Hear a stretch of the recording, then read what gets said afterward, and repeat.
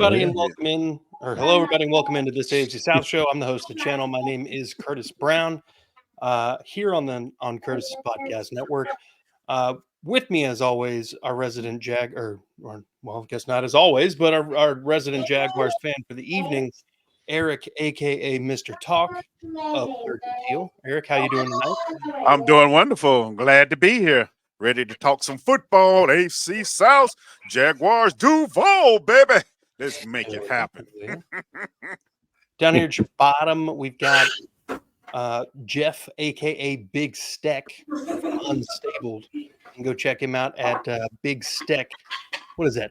88 on X. Yeah, not BB. So if you're trying to get at him, that's how you do it. We're trying to grow all of our podcasts, so please go to Unstable, hit the like, subscribe button. Go to Third and Teal if you're a Jags fan.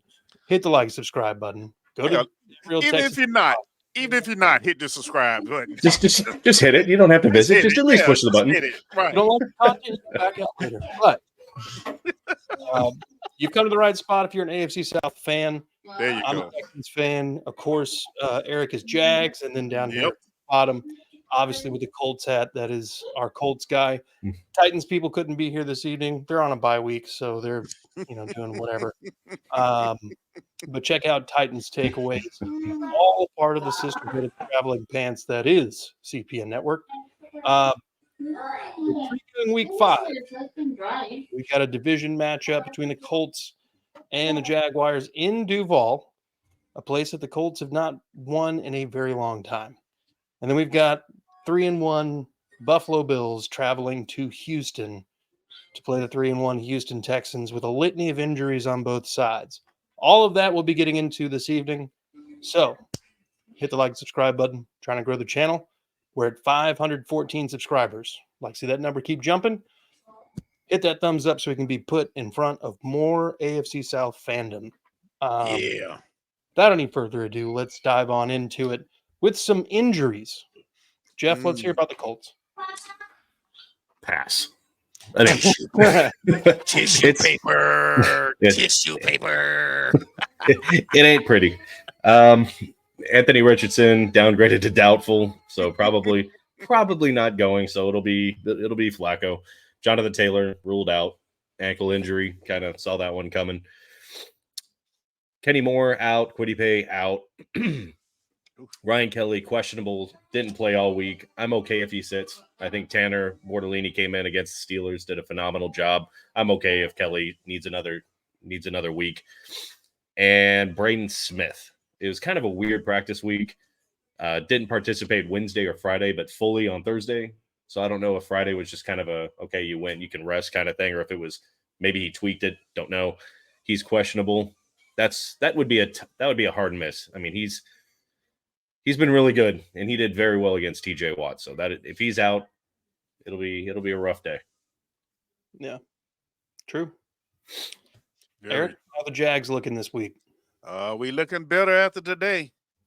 Got news today that Hines Allen will play tomorrow. He has cleared the concussion protocol, so he will be on the field tomorrow playing.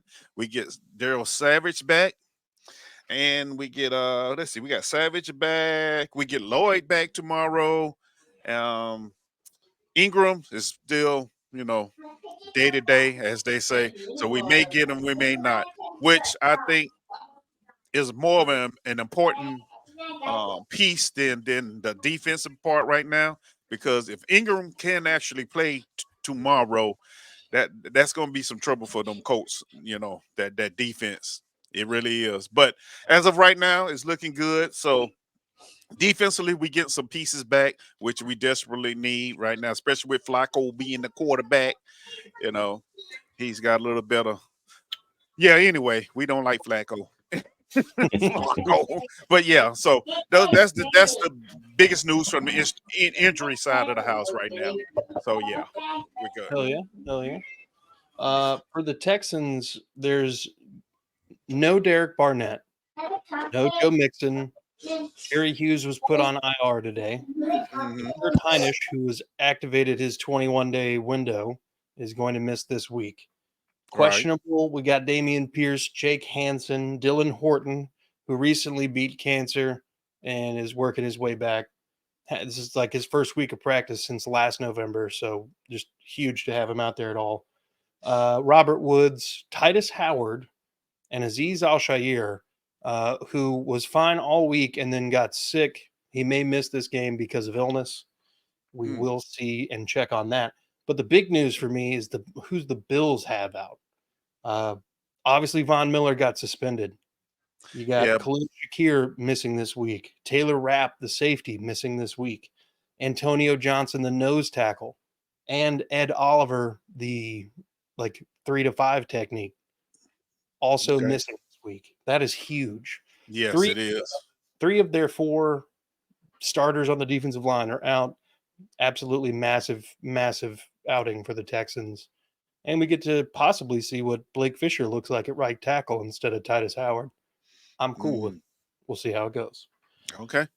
So we'll get into the Texans game first, and we'll get into y'all's game last. For me, this game is it comes down to controlling the line of scrimmage, as most games do. But this game will be more important than others for that purpose.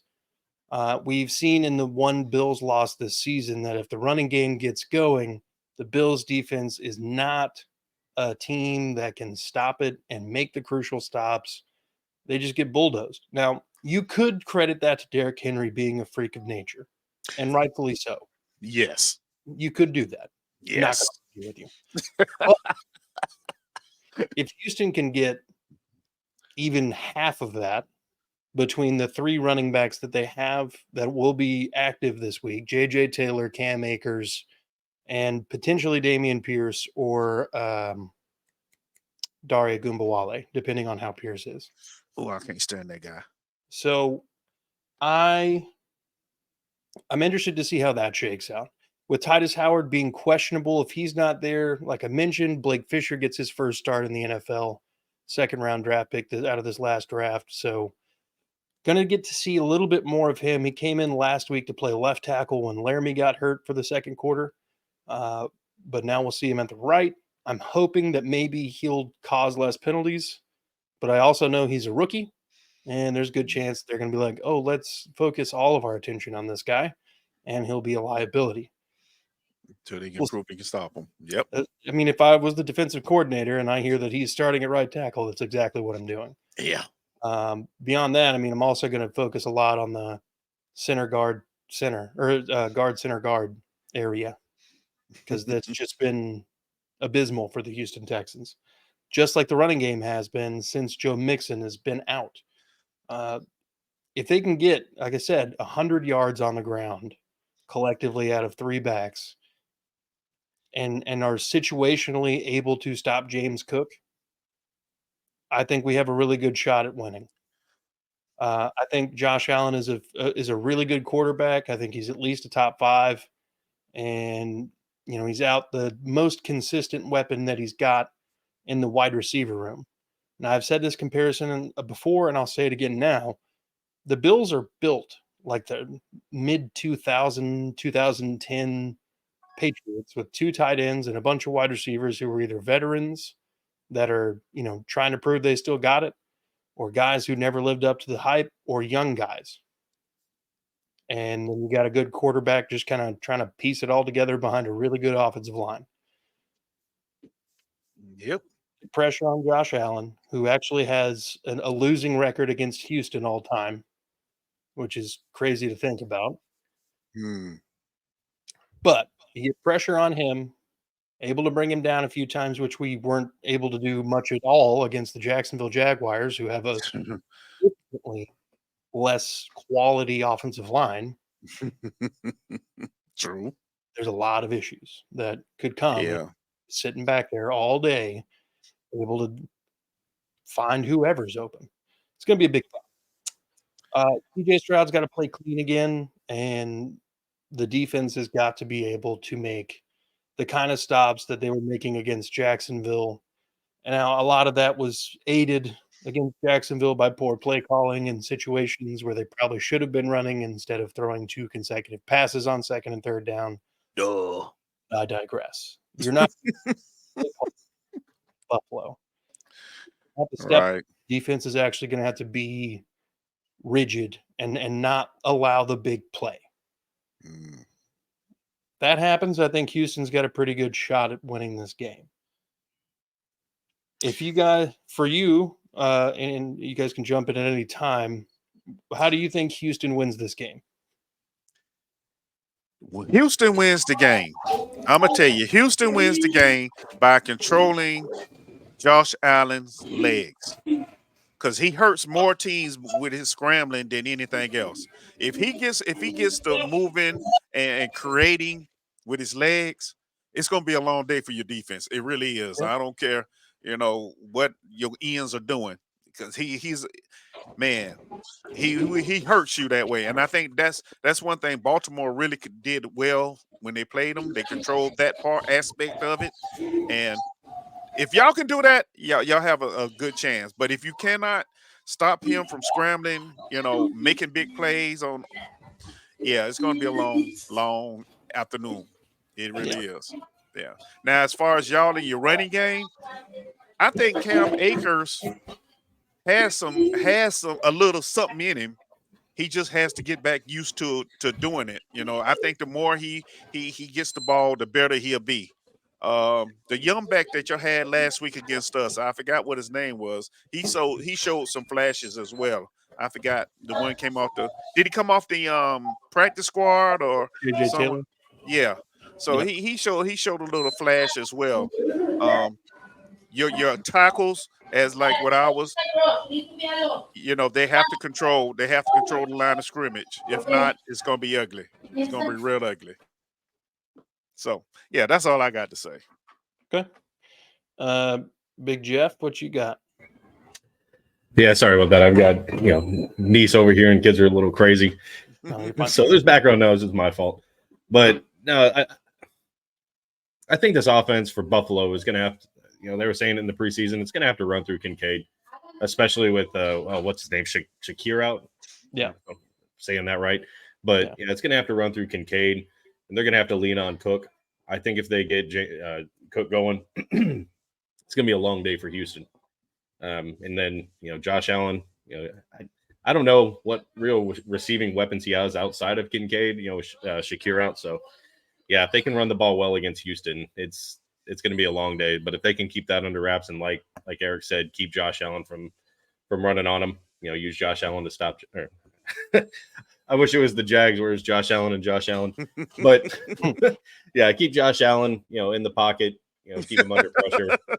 It gets confusing in that game, but yeah, just like in Buffalo, they're gonna have to pressure CJ Stroud. He doesn't do very well if there's a lot of pressure on him. Like he kind of folds, so they're gonna have to keep him clean.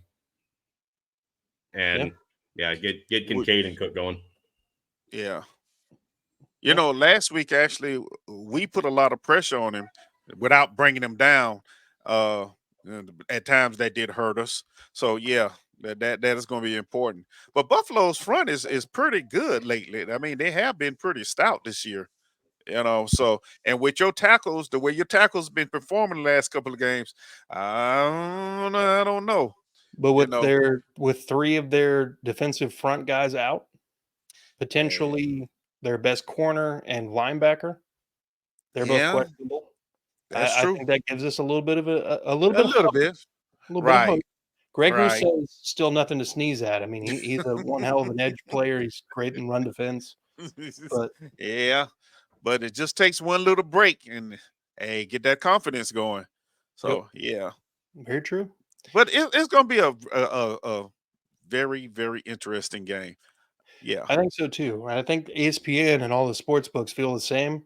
The spread on this game is Houston in favor by 1. So I can see that because they're playing at home. Playing at home. Yeah. Yeah, that's probably why they get the 1 point spread. Other than that, though, it'd just be even. Because when you look at both of them, they're basically the same team without being the same team. If you understand what I'm saying. Yeah. So, yeah. The over-under on this game is 47.5. For me, I'm going to go ahead and do my score prediction. think on the last episode I had a really low score because I really think this is going to end up being kind of a game where the defenses either shine really hot or the offenses are just really inept. You know what I mean? Right. So I'm thinking 17-13 Ooh, Houston. okay. What do you guys think? 28-24 Buffalo. And I think I'm being generous, but yeah. Okay. Big Jeff? I think I'm going to go Buffalo 23-17. Okay. Hey, let's do 11-9 Buffalo. Just because. They get a touchdown, 2-point conversion, and a field Yeah. goal against 3 field goals. I like it. Right. I feel like these are all pretty reasonable scores, honestly. I feel like Eric, yours is like if the offenses are actually clicking a little bit. And then I feel like Jeff is like situational clicking. And then mine is no clicking. Well, I kind of feel, even though the defenses are going to have their moments, both of those offenses are really hard to stop once they get the rolling.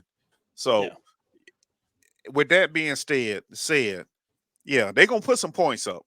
Both of them going to put some points up. But I think it's the defense that can make the big stand at the right time is going to go walk away with it. And I think that's going to be Buffalo. I really do. Just because it's Buffalo and it's Houston. Yeah. All right. Well, look, let's get into the ponies traveling down to take on the Jaguars. Don't you say it. Don't say it. Okay. The glitter Jaguars. kitties. Okay. Don't say it. Don't say it. I really thought about it. If you watched the preview for Unstable, I called them Week 5 versus the Glitter Kitties. Stop it. Stop it. The little ponies. See, stay. You go, stick. Get me started. Little ponies. That's what they are. I mean, they're It is a baby horse. That's what a colt is, right? Right. The little ponies. Okay. Yeah. Before y'all get going, the Jags are favored by 3, and the over-under here is 45.5. Who wants to dive on this first? I let the little ponies do it. Yeah. Yeah, because tissue paper ain't gonna be there, so I don't need any. It's fine. We're not currently the worst team in the league. It's fine. So yeah, I can't argue with that one. Record wise, anyway. Okay, you got me. It's been a frustrating start for both teams. I mean, the Colts lost their 2 games by a combined 8 points. Lost to Houston by 2, lost to Packers by 6. So, they hit a couple of plays. Colts could be looking at 4-0 right now.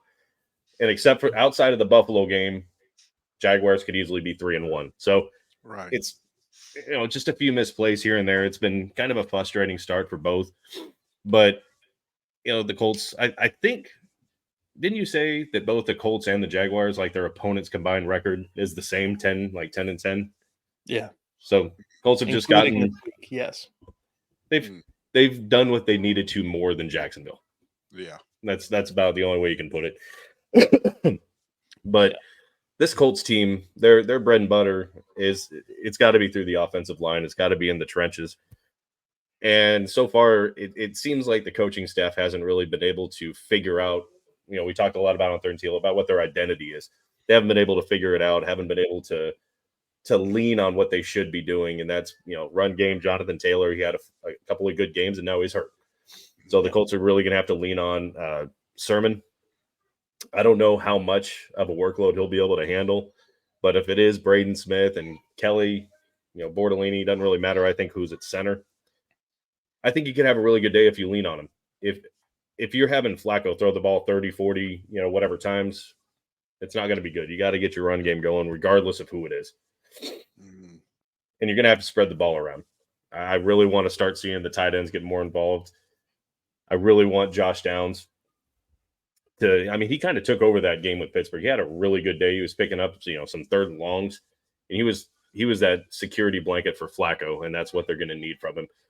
I would hope for a heavy reception load, not just from Mo Alley Cox, but from Ogletree, from Granson, their tight ends. I would expect them to get heavily involved in the game against Jacksonville. I don't want to lose 10 straight years in Jacksonville. Can we end the streak at 9? Can we end the curse? Yeah, and no. with Trevor, I mean, you can tell that he's a lot of the times, even if he doesn't have pressure, you can just tell that his timing's off. Like that, he's kind of nervous. That line hasn't been great when they have held up. You can just see that, like, there's just something off. Like he's nervous when he doesn't need to be. So they need to make sure that he stays nervous. And that's a problem that the Colts have had in the past. They bring 3, they bring 4, they let Trevor sit back. And he's had some games where he's had 91% completion, 8. Like, that can't happen. You can't let him sit back there. You can't let him get comfortable. So they're going to have to keep bringing 5 or 6. They're not going to be able to let the run game get going, and they're going to have to put Trevor on his ass. That's that's the only way I can describe it. That's something that they haven't been very good at. They're going to have to change it. Gus Bradley's going to have to keep doing, like, he brought a lot of pressure in Pittsburgh against Fields. He shut down Najee Harris. I think they did pretty good against Chicago too. I don't think Swift did very well. I think they could have 40 rushing yards, something like that. So they did well against the rush overall the last 2 games. So they're going to have to keep doing that if they want to beat Jacksonville in Jacksonville. So put Trevor on his ass, make him uncomfortable, and really lean heavily on your offensive line and your run game. And I think they can win this game.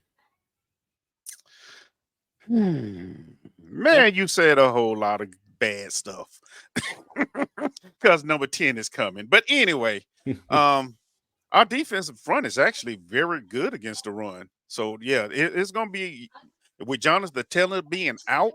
Yeah. Oh yeah, that it's going to come down to Flacco. Now, speaking of Flacco, he's last couple of times we faced him, I got to admit he's had us for lunch. So yeah, we got to be careful with that part.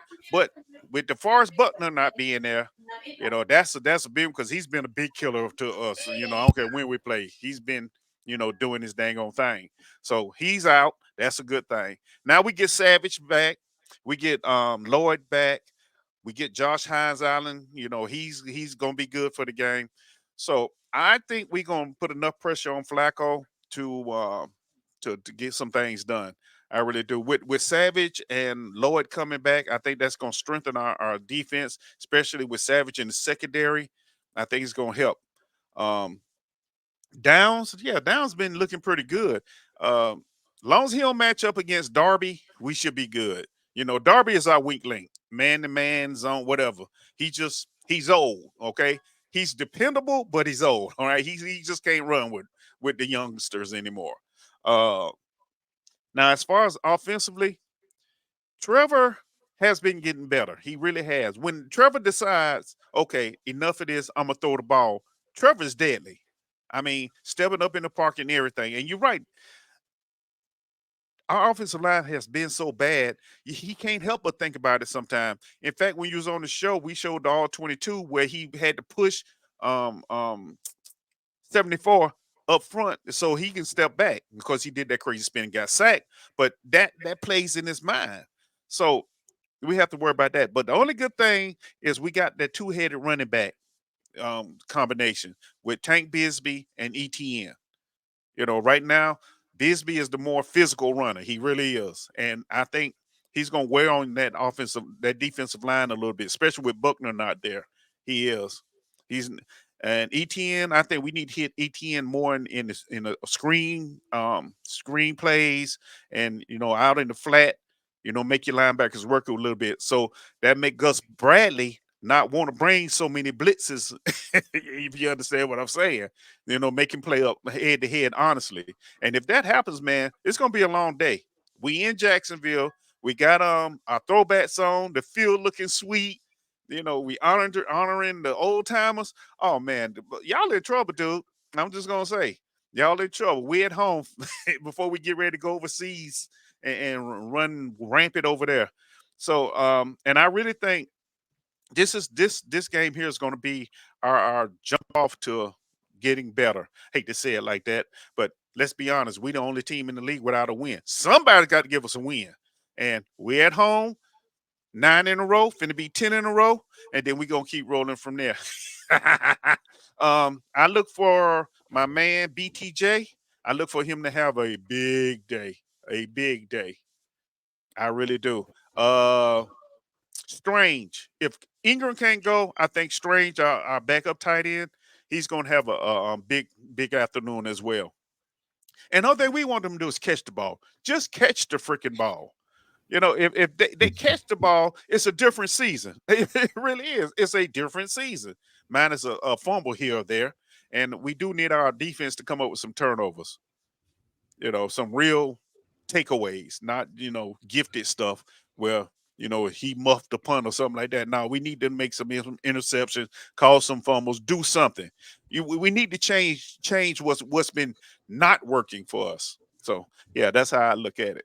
But I think it's going to be an interesting game for the first 8 minutes, and then we taking off. We gone. I don't know, man. Latu has made an impact in just about every game he's played in. It hasn't really translated to the stat column. I feel like this is the day, man. Like I feel it like deep in my soul that this is the day where Latu is just gonna wreak havoc. I'm hoping he needs to. This has got to be the day. Yeah, I'm looking at Latu, man. It's got to be on him. Yeah, well, we'll give him one or two plays. But once them screens start hitting behind him, he's gonna slow down. That's all it takes. That's all it takes. Yep. That's all it takes. One or two successful screens, it kind of slows that pass rush down. And if you notice, we haven't thrown a lot of screens this year. I don't think we've thrown any really. Maybe one that I can think of, but we really haven't thrown a lot of them. So I think with against a Gus Bradley defense where we know, he's gonna do something because it's Gus Bradley, of course. He's like our head coach. He's old, don't want to change his ways. So you can kind of figure out what he's going to do, and it just comes down to players making plays. Both coaches are stubborn. Bradley, he's going to do Bradley things, run the little zone and hopefully nobody gets open.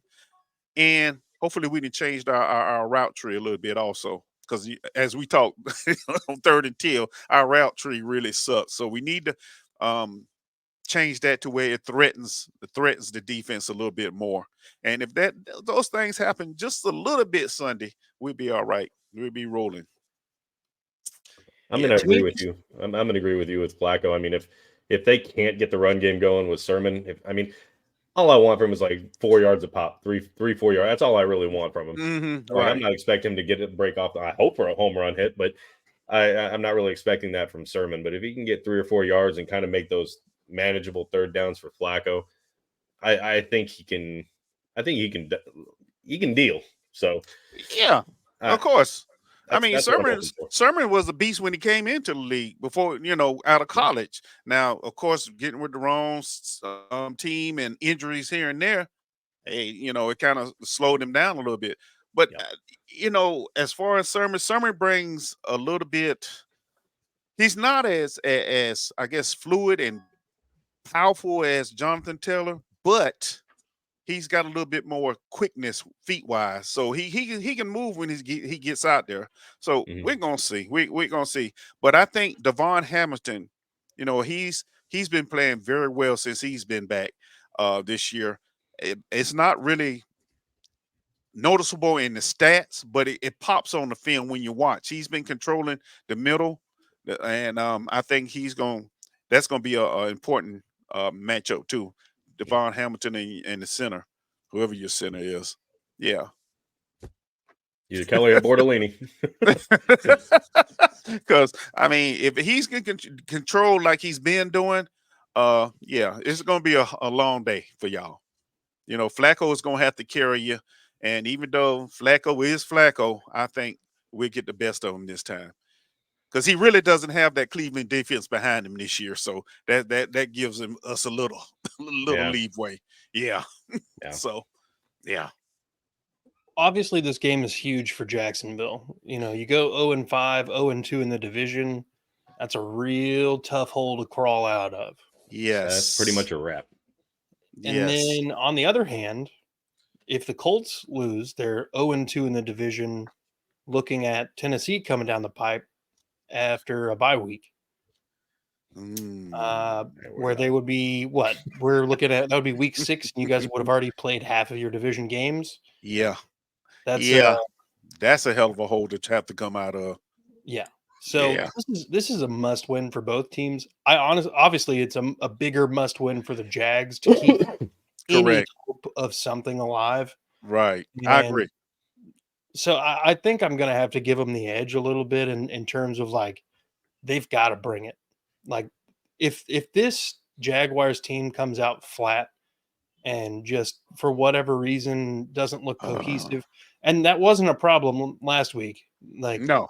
they looked cohesive. They looked like they were able to do whatever they wanted. If Trevor Lawrence connects on 3 or 4 of the deep passes that he just overshot, that game, there's probably 45 points up for Jacksonville. Like it's crazy. Now, this Jags team obviously has not lived up to expectations, but No. Anthony Richardson being hurt is exactly what we expected. So I feel like we all kind of knew in the back of our minds at some point we needed to prepare for Joe Flacco, and it's unfortunate because AR is such a freak athlete, but we're sitting here. How old is Joe Flacco? 39. Yes, 39. 39 years old. Holy crap. And his name's not Aaron Rodgers or Tom Brady. It's Joe Flacco. Yeah. But he has a ring too, though, doesn't he? He does. He's got that ring. That's what I'm saying. So yeah. Man, I did a whole segment on Joe Flacco going into the Hall of Fame. And I think he like that 2013 run was spectacular. Yes. Like what he had to do to go in and win against San Francisco, it was unbelievable run. Yeah. So let's get some score predictions, gentlemen. I'll lead us off. I think I'm gonna have Jacksonville taking this one. The over under is 45.5. Jags are favored by 3. 27-21 Jacksonville. I think I said it. I'm going to keep it the way I had it on Unstable. We did a score prediction on there, and I put Colts winning and kind of breaking Joe Flacco, breaking the Jaguars' heart, end of the game, getting the tutty that they need. 28-27. Oh man, come on, dude. Yeah, happening, baby. Yeah. After last week, I don't think that's going to happen. Anyway, I think we're playing at home. We always play the Colts well at home. Last couple of games, it's been at least 14-point victories. So, with that being said, a hungry team playing at home on a special day, must-win game. Yeah, 34-21 Jags. Yeah. 34-21 Jags. Yeah. Okay. Because I really think Bradley's gonna want to do this zone thing, and Trevor's gonna eat him up. I'm just sorry. Trevor's gonna eat him up if he wants to stay in that zone and send blitzes here and there. And if Trevor stays patient and don't do any of them unnecessary spins that he likes to do, which for some reason all right-handed quarterbacks like to spin to the left. I noticed watching the college games today, they were doing that crap. But anyway, if he stays calm in the pocket and the offensive line plays as well as they did last week, yeah. I think, yeah. Especially if the running game gets to going again. Oh, man, it's going to be a long day. Yeah. So that's the way I look at it. 34-21. We got you. Okay. Step out of it, man.